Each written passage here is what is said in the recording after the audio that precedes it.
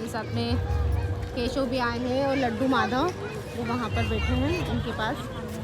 और अभी दीप प्रज्वलित करना है, पूजा सेवा करनी है। तो आइए मैं फटाफट से करती हूँ पूजा सेवा, क्योंकि रात्रि हो रही है ज़्यादा और ये सारी सामग्री हम यहाँ वितरण करने के लिए लेकर आए थे। तो आइए पूजा शुरू करते हैं। जय श्री कृष्ण, राधे राधे। कैसे आप सब? आशा करती हूँ अच्छे होंगे, स्वस्थ होंगे। बाबा श्याम की कृपा आप सब पर बनी रहे। और कार्तिक माह की पूजा करने के लिए हम आए हैं नर्मदा तट पर। और अपने आप देख सकते हैं कितना ज़्यादा पानी नर्मदा माता का हम आए वैसे ही घट गया। और ये क्यों घटा आगे मैं आप लोगों को बताऊंगी। तो कंटिन्यू वीडियो पर बने रहे। चैनल पर नए हैं तो चैनल को सब्सक्राइब कर लीजिए, बेल आइकन को प्रेस कर दीजिए। और यहाँ पर हम नर्मदा तट के किनारे अब करेंगे है हम अपने पूर्णिमा की पूजा, क्योंकि आज शरद पूर्णिमा नहीं, आज कार्तिक पूर्णिमा है। और कार्तिक पूर्णिमा पर हम हर साल की तरह इस साल भी नर्मदा तट पर कर रहे हैं अपने श्री हरि भगवान विष्णु का पूजन, अपने लड्डू गोपाल का पूजन। और मैं यहाँ पर हर साल नर्मदा तट पर ही पूजा सेवा करती हूँ। और यहाँ पर जब उद्यापन हो जाता है उसके बाद यहाँ आकर मैं अपने ठाकुर जी की, अपने श्री हरि भगवान विष्णु की कृपा पाती हूँ। क्योंकि नर्मदा तट पर या किसी तीर्थ स्थान पर हम जाकर पूजा सेवा करते हैं तो और भी ज़्यादा भगवान श्री हरि की कृपा बरसती है। क्योंकि हम नहान करते हैं तो सिटी के अंदर नदियाँ नहीं होती, ना ही तालाब मिलते हैं। और हमें तो बचपन से माँ नर्मदा की कृपा, भोलेनाथ की कृपा है। क्योंकि मेरी जन्मस्थली है नर्मदा तट के किनारे ही मेरा घर है। और यहाँ ओंकारेश्वर ज्योतिर्लिंग है घर के पास में ही। तो यहाँ पर मेरा जन्म स्थान है। तो यहाँ पर मुझे माता रानी नर्मदा मैया के दर्शन मिल जाते हैं। जब इच्छा होती है तो मैं आ जाती हूँ यहाँ पर, और इनकी कृपा होती है तो नर्मदा माँ मुझे बुला लेती हैं तो मैं इनके दर्शन पा लेती हूँ। और नर्मदा तट के किनारे बैठने मात्र से ही पाप नष्ट हो जाते हैं। और यहाँ सोचो हम पूजा पाठ सेवा करेंगे तो हम पर कितनी ज़्यादा कृपा बरसेगी। तो यहाँ रात्रि के 8:30 बज रहे हैं, क्योंकि हम घर पर हमने उद्यापन किया और ब्राह्मणों को भोजन करवाया और पूजा सेवा सब की विधि विधान से, हवन वगैरह सब हुआ। तो उसमें टाइम ज़्यादा हो गया था, तो इसी के लिए हम यहाँ पर लेट पहुँचे, 8:30 बज गए हैं। क्योंकि इंदौर से 2 से 3 घंटे लग जाते हैं हमें आने में। वो भी इसलिए है तो बहुत 1 घंटे का रास्ता, पर अभी रोड सारे ख़राब हो रहे हैं और अभी नए रोड बन रहे हैं इसी के लिए। तो ये नर्मदा जी में से मैंने जल शुद्ध भर लिया था, क्योंकि मैं जिस स्थान पर बैठी हूँ यहाँ तक का पानी भरा हुआ था नर्मदा जी का। और रात्रि में पानी बढ़ जाता है और फिर धीरे धीरे करके कम भी हो जाता है। तो जहाँ पर डैम है तो वहाँ पर से वो लोग रात में छोड़ते हैं और फिर बंद करते हैं गेट को। तो फिर वो धीरे धीरे करके कम हो जाता है पानी, क्योंकि बहुत दूर तक के खाली हो गई है नर्मदा माता। देख सकते हैं यहाँ तक पानी पानी हो रहा था और अभी सब सूख गया है। और यहाँ पर मेरा पूजा मैंने किया है यहाँ पर, और यहाँ तक के जल था और अभी जल स्तर और कम होता जा रहा है और बहुत ज़्यादा कम हो जाएगा, क्योंकि रात्रि में पानी बढ़ता है और कम भी हो जाता है। और यहाँ पर थोड़ा सा रिस्क भी रहता है, क्योंकि थोड़ा चिकना हो जाता है। तो मैं इसीलिए यहीं पर बैठ गई थी और मैंने सोचा फटाफट से यहाँ पर पूजा कर लूँ, क्योंकि ज़्यादा लेट हो जाएगा। क्योंकि जितना ज़्यादा हम यहाँ पर नाम जाप करेंगे और पूजा सेवा करेंगे नर्मदा तट पर, क्योंकि तीर्थ स्थान है यहाँ पर, तो हम पे और ज़्यादा श्री हरि की कृपा बरसेगी, भगवान विष्णु की। तो हम नर्मदा तट पर करने से और ज़्यादा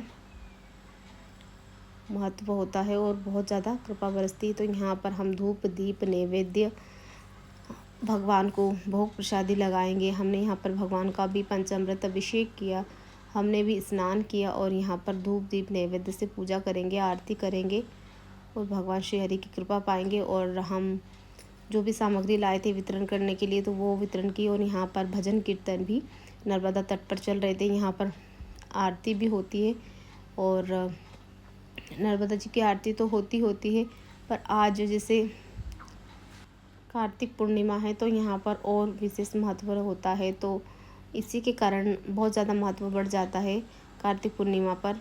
तो यहाँ पर भजन कीर्तन भी होते रहते हैं। तो अभी सब भजन कीर्तन भी ख़त्म हो गए हैं, समाप्त हो गया है, भजन कीर्तन वाले सब चले गए हैं। पर मैं यहाँ पर बैठकर अपने भगवान विष्णु का पूजन कर रही हूँ, अपने श्री हरि का, क्योंकि श्री हरि की कृपा पाना है इसीलिए। क्योंकि उनकी कृपा पाने के लिए तो मैं कुछ भी कर सकती हूँ और उनकी छत्र छाया में रहना चाहती हूँ, इसीलिए उनकी कृपा बनी रहे। और यहाँ पर नर्मदा तट पर बैठकर धूप दीप प्रज्वलित करेंगे और श्री हरि की कृपा पाएंगे। और यहाँ पर मैंने 365 बाती का दीपक भी बनाया है, तो 365 बाती का दिया भी लगाऊंगी। क्योंकि हम अगर बीच में छोड़ देते हैं, 1-2 दिन का गैप भी हो जाता है, तो कम से कम हम 365 बाती का दिया लगाएंगे तो भगवान श्री हरि को हम 365 दिन का एक भी दिन का गैप नहीं रहेगा और उसका पूरा फल मिलेगा। इसलिए हम 365 बाती का दिया भी हमने यहाँ पर प्रज्वलित किया है। नारियल का गोला लेकर उसे बीच में से काट दिया है, उसी में हमने 365 बाती का दिया लगाया है। और यहाँ पर हम तुलसी अभिषेक कर रहे हैं।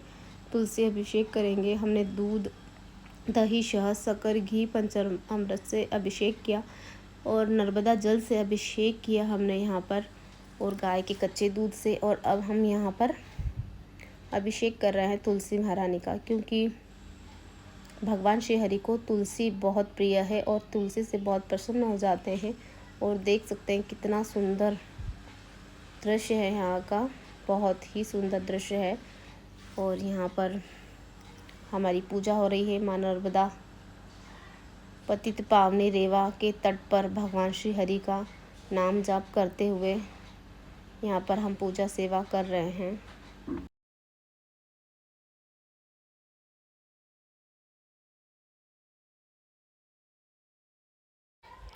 यहाँ पूजा सेवा करने के बाद हम दीप नर्मदा माँ में छोड़ेंगे और यहाँ पर हमारी सब पूजा सेवा हो गई है। धूप ध्यान सब कर दिया है हमने और अब हम नर्मदा जी में दीप छोड़ेंगे और भगवान श्री हरि विष्णु भगवान की कृपा पाएंगे। और सारी जगह गीली गीली हो रही है, यहाँ से वहाँ तक पूरा गीला है, क्योंकि यहाँ तक जल स्तर था बहुत ज़्यादा पानी का बढ़ा हुआ और वो कम हो गया है। तो यहाँ पर बैठने की जगह नहीं है, तो हमने सोचा कि हमें जल लेने के लिए भी इतनी दूर जाना पड़ेगा, तो इसलिए हम यहीं पर बैठ गए और जल से भी हमने अभिषेक किया माँ नर्मदा के जल से। और यहाँ पर अब मैंने गुड़ घी की धूप दे दी है भगवान को, धूप भी दी है भगवान को। और ये भगवान को मैं यहाँ पर दीप दिखा रही हूँ। विष्णु भगवान को आकाश दीप दान कर रही हूँ, क्योंकि मैंने आकाश दीप दान नहीं किया था, तो मैं आकाश दीप दान करके भगवान श्री हरि की कृपा भी पाऊँगी। क्योंकि आकाश में भी दीप दान किया जाता है, तो मैं आकाश में रेगुलर ही दीप दान करती हूँ, तो यहाँ पर भी दीप दान कर दूँगी आकाश में। और अब मैं नर्मदा जी को दीप दान करूँगी। और बहुत ही सुंदर किनारा है, पर थोड़ा सा डर भी लग रहा है यहाँ पर पैर ना फिसल जाए, बहुत चिकना हो रहा है, क्योंकि पानी का स्तर बढ़ा हुआ रहता है, तो पानी भरा रहता है और अभी कम हो गया है, तो इसीलिए चिकना चिकना हो रहा है। और यहाँ पर हो रहे हैं शिव जी के दर्शन और बहुत सुंदर दृश्य है माँ नर्मदा का। और इतना शुद्ध जल है यहाँ का कि मैं आपको क्या ही बताऊँ, आपको दिखाऊंगी मैं कि इतने अंधेरे में भी कितना शुद्ध जल है और इतना साफ जल है कि उसमें कुछ गिर जाए तो भी दिख जाएगा, पर बाकी जहाँ गहराई है वहाँ तो नहीं दिखेगा, पर किनारे पर बहुत ज़्यादा शुद्ध है और कितना पवित्र जल है। और अभी आपको पास से दिखेगा कि कितना साफ़ सुथरा जल है, बहुत साफ़ है। और ये पानी सारा दूर सप्लाई होता है, इसे पीने में उपयोग में लेते हैं। और माँ नर्मदा की कृपा इतनी है कि हमारे इंदौर में भी ये जल आता है पीने के लिए और रेगुलर हम यही जल पीते हैं। और ये दूर दूर तक के जाता है और कितना साफ़ जल है, देख सकते हैं, बहुत ही साफ़ जल है। नीचे की सिड़ाव भी दिख रही है, पेड़ियाँ अंदर पानी के अंदर तक की, कितना शुद्ध जल है, बहुत कंचन जल है। और और इतना शुद्ध जल कहीं पर भी नदी में देखने को नहीं मिलता है, क्योंकि सब अपवित्र नदियाँ कर दी है। पर यहाँ पर बहुत शुद्ध जल है। जल के आर पार दिख जाता है कि कितना शुद्ध जल है। और यहाँ पर मैंने शिव जी को भी दीप प्रज्वलित किया है। और यहाँ पर मेरी पूजा संपन्न हुई। कार्तिक की पूजा पूरी संपूर्ण हो गई है, संपन्न हो गई है। और यहाँ भगवान श्री हरि की पूरी पूजा सेवा हो गई है। तो अब मिलते हैं नेक्स्ट वीडियो के साथ। सभी को राधे राधे, जय श्री कृष्ण, जय श्री राधे। क्योंकि रात्रि बहुत हो गई है और अभी भी बहुत से लोग आ रहे हैं दीप प्रज्वलित करने के लिए नर्मदा माता पे। तो अब हम यहाँ से प्रस्थान करेंगे घर मतलब मेरे मायके वाले घर पर, क्योंकि यहाँ पर भी मेरा घर है। तो मिलते हैं नेक्स्ट वीडियो के साथ। सभी को राधे राधे।